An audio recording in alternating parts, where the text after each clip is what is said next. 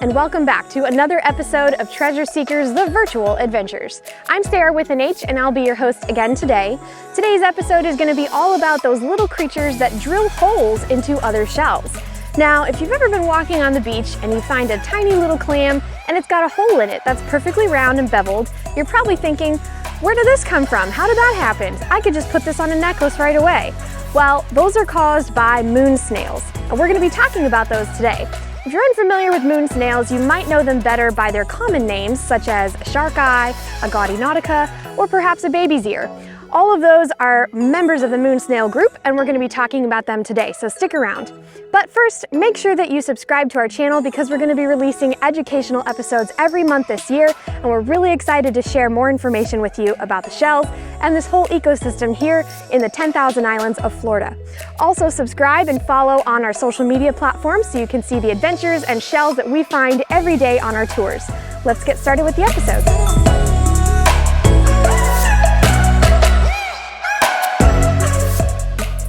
So, let's start with the shark's eye. The shark's eye is a relatively medium-sized shell, and for some reason on the Atlantic side, the east coast of Florida, they wash up quite a bit larger than they do on the Gulf of Mexico side. This is an example here. Now the shark's eye can be brown, it could even be slightly beige or pink on the Gulf of Mexico side, but on the Atlantic, they come up in this kind of gray, slate, almost blue-looking color. Now this could be a process of the fossilization of the shell, or it could just be the color that they turn after they die. In the Atlantic, you could find different temperature water. You, of course, have different food sources over there. So we're not exactly sure why this is, but this blue color also appears on different shells on the Atlantic, such as whelks. Now, on the Gulf of Mexico side, as shells start to deteriorate and fossilize, they turn into this really white, almost sun-bleached beige color. But on the Atlantic, we see a lot of this blue, slate gray color coming in. So it could have something to do with the chemical makeup of the water, or perhaps what the shells eat over there, and then when they die, the proteins are different.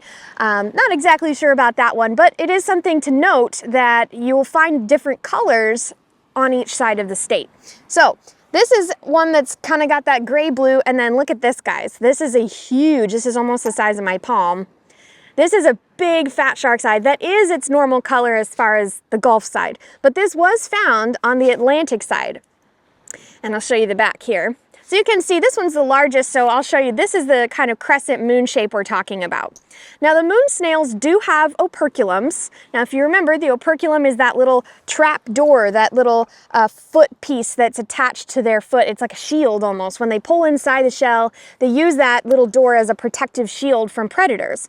And on the shark's eyes, it's brown. And then when we move into the gaudy nauticas, or colorful moon snails, they're actually white, and they're made of shell material, which is really interesting. I'm not sure why it's so different between the two, but I do have a couple operculums from the gaudy nauticas that I will show you. So anyway, I also wanted to mention, when I started shelling, I wasn't sure what people were talking about when they said, I'm after a Paul Newman shark's eye. I was like, what are you talking about? Well, this is a shark's eye that has a blue eye, like a really bright blue eye, just like Paul Newman has. So if you find a dark shark's eye that has a blue center right in the middle, it's considered a Paul Newman, which is a little harder to find than your typical brown or pink ones. So keep your eye out for those. Now, something also to note is we have two different types of shark's eyes here. Let me use this as an example. One of these is going to be more flush as far as the whorls go. Okay, it's pretty smooth where the spiral is. It doesn't stick out a lot. And the other one actually has a protruding spiral. Now, the back of these shells looks pretty similar, and I keep flipping them over because I do think it's important to note some of these species of moon snails differ simply because the back looks different. It's actually called the umbilicus, which I refer to as the belly button of the shell. It's right here in the middle of the spiral on the back side. Those do look different per species. That's why I'm pointing this out. But anyway, these two are pretty much exactly the same, except this one is actually a taller spire. It protrudes out. And this does technically have a different scientific name. It's a different species, but we still call it a shark's eye. Okay, so important to note that it is different, but the common name is still a shark's eye. If you want to get into Latin names, please feel free. It gets really confusing and complicated at that point, but I encourage you to do your research if you're really into that. Next, the colorful moon snails. So we have a variety of moon snails that have quite a bit of color on them, and the colorful moon snail is also called a gaudy nautica, and that's what we find here on the Gulf of Mexico side, and that would be this guy right here. Now, there's a lot of color on this. It's lots of golden, honey browns, and it has a white background. You can see that there's some striping on it, and it kind of spirals. Doesn't really have a blue eye or anything, but for the most part, same general shape as the shark's eye, same little belly button area and everything. It's just much brighter. Now, on the east coast of Florida, you could find the Florida moon snail as opposed to the colorful moon snail. And these are very similar, but the Florida moon snail has slightly less pattern on it. So again, white background, the beige and the golds, and it's got that honey brown kind of wavy striping, but not quite as detailed as your colorful moon snail. And the colorful moon snail is also, again, called the gaudy nautica. So it does get kind of confusing because they're very similar to each other, and they all, of course, have different scientific names. But something interesting of note that I learned recently, and I have some to show you, is the gaudy nauticas, or colorful moon snails, have a white operculum, and it is made of a shell material, and I'm going to show you some right here. We have a large and a small, and you can kind of see this half and crescent moon shape that we're talking about when we talk about the name of the snail. So it's a little trapdoor, fits right here in the hole. And for the shark's eyes, again, this would be a brown, like any other operculum you'd find in the mollusks. And they even have those little ridges on it. Isn't that cool? So our last few are actually pretty hard to find. This guy is a gaudy nautica, or colorful moon snail, if you will, with no striping at all. It's just a beige, brown kind of gradient across the shell. Now, this one is super rare to find in the Gulf of Mexico side. Here in the 10,000 Islands, we've only found a handful of them on our tours. And I did read one source that said this is considered a brown banded moon snail. There's not a lot of information out there about it, but the book I read actually said it's endemic to the 10,000 Islands, which means it's the only place that they are naturally found. It's the only place they live. So that would make this a pretty rare find and a very special treat for any shell collector's collection. So I hope you enjoy this one. We're going to talk now about the baby's ear. So the baby's ear is actually a little different than the other moon snails because it's super thin. Now we find the white baby's ear in the Gulf side here in the 10,000 Islands, but on the Atlantic side you can also find a brown baby's ear and a maculated baby's ear, which is a brown and white kind of splotchy color. Now these guys are really thin, very delicate shells. We typically find them washed up in piles of minis, kind of where you would see a lot of jingle shells and other lightweight items. They're really hard to see for most people because you have to look for white, and white shells usually don't grab our eye, especially in big shell piles where everything's white. So keep your eye out for that half moon kind of crescent shape. There are photos available on the Bailey Matthews Shell Museum website of the live animals. Now, the baby's ear in particular is interesting because its entire body comes out of the shell and wraps around the whole shell. You see, because the shell is so small, the snail doesn't even fit inside the shell completely, so it doesn't really provide very much protection. But you'll also note that the color of the body is pretty beige, kind of milky white. The shark's eye, when it's alive, that foot is a very boring, bland beige color as well. However, the Gaudinautica, or colorful moon snail, their body has red striping on it. So it does have a little bit of a beige color to it, but on it is a pattern, those really bright red stripes, almost like grapefruit red. Really, really pretty. It's extremely rare to find a live moon snail of any kind, so if you do, I encourage you to try to take a picture of it.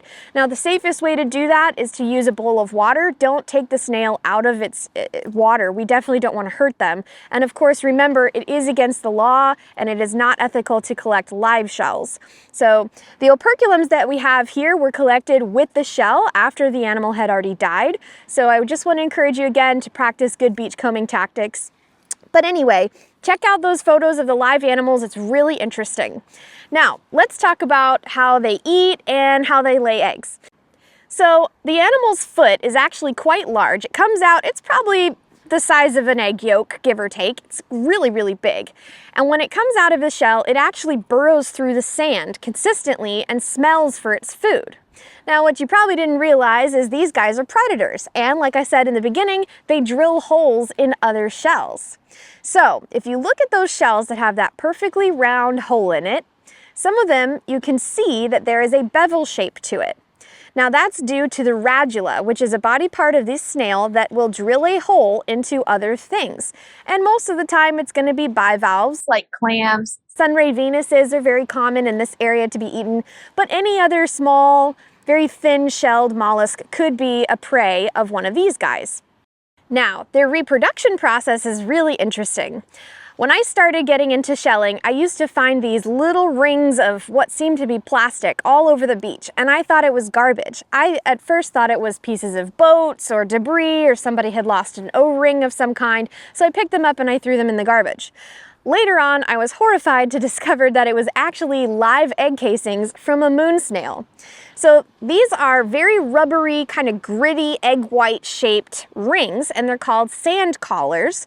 And what happens is the moon snail females will bury themselves down in the surface of the sand for a minute, and as they're laying their eggs in a ring around their shell, they'll also use a mucus to mix layers of sand in and create this kind of grit gel that forms in a ring. Now you can tell the size of the female that laid the egg collar, the sand collar, the egg casing I should say, by the hole that's in the middle of it. So the larger the hole in the middle, the larger the mother snail. But anyway, these sand collars are actual egg casings. If you hold them up to the light, you can see those little bitty tiny embryos in there. Unlike other egg casings, as these are hatching, they dissolve, so you're not really able to keep and preserve them like you would maybe with the lightning whelk egg casings or some of the tulips. These guys are completely disintegrated and gone after they're hatched. So please don't try to keep one. We definitely don't want to kill off the baby eggs. If you find one, please put it back in the water. We always want to practice ethical beachcombing practices. So let's talk about how to find them.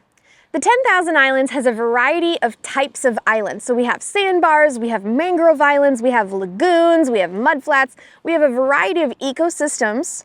And the shark's eye, or moon snails in general, being predators, are going to go where their food source is. So you're going to find a lot of these guys on islands that are going to have a lot of clams and a lot of small bivalves, things that they can easily eat, okay? So we tend to find them on those kinds of islands that have mangrove lagoons and things like that.